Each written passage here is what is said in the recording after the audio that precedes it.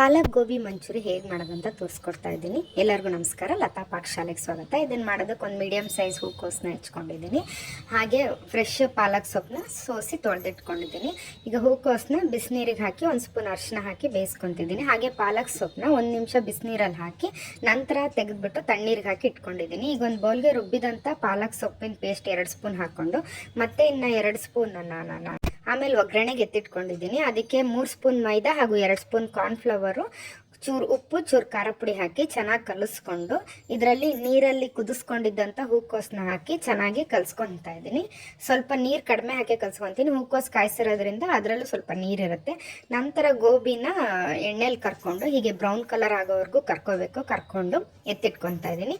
ಇವಾಗ ಒಗ್ಗರಣೆಗೆ ಬಾಣಲಿಗೆ ಒಂದು 4 ಬೆಳ್ಳುಳ್ಳಿ ಹೆಚ್ಚು ಹಾಕ್ಕೊಂಡು ಸಣ್ಣಗೆ, ಹಾಗೆ ಕರಿಬೇವು ಸೊಪ್ಪು ಹಾಕಿ ಒಂದು ಅರ್ಧ ಈರುಳ್ಳಿನ ಹೆಚ್ಚಾಕಿ ರುಬ್ಬಿದಂಥ ಎತ್ತಿಟ್ಕೊಂಡಿದ್ದು ಪಾಲಕ್ ಸೊಪ್ಪಿಂದು ಪೇಸ್ಟ್ ಹಾಕ್ಕೊಂಡು ಹಾಗೆ 3 ಚಮಚ ಅದು ಕುದಿಯುವಾಗ 3 ಚಮಚ ಮೊಸರು, 1 ಸ್ಪೂನ್ ಸೋಯಾ ಸಾಸು, ಅರ್ಧ ಚಮಚ ಖಾರ ಪುಡಿ ಹಾಕ್ಕೊಂಡು ಹಾಗೆ ಒಂದು 3 ಸ್ಪೂನಷ್ಟು ಟೊಮೆಟೊ ಸಾಸ್ ಹಾಕಿ ಚೆನ್ನಾಗಿ ತಿರುವಿ ಬೇಯಿಸ್ಕೊತೀನಿ. ಈ ಗ್ರೇವಿ ಗಟ್ಟಿ ಆದಾಗ ಇದಕ್ಕೆ ಒಂಚೂರು ಮೆಣಸಿನ ಪುಡಿ ಹಾಗೂ ಗರಂ ಮಸಾಲ ಸೇರಿಸ್ಬಿಟ್ಟು ಮತ್ತು ಸಕ್ಕರೆ ಒಂದು ಅರ್ಧ ಚಮಚ ಹಾಕ್ಬಿಟ್ಟು ಗ್ರೇವಿ ಗಟ್ಟಿ ಆದಾಗ ಇದಕ್ಕೆ ನಾನು ಸ್ವಲ್ಪ ನೀರು ಸೇರಿಸ್ಬಿಟ್ಟು ಸ್ವಲ್ಪ ತೆಳುಗೆ ಮಾಡಿ ಗೋಬಿನ ಹಾಕಿ ಚೆನ್ನಾಗಿ ತಿರುಗಿಸ್ಕೊತಾ ಇದ್ದೀನಿ.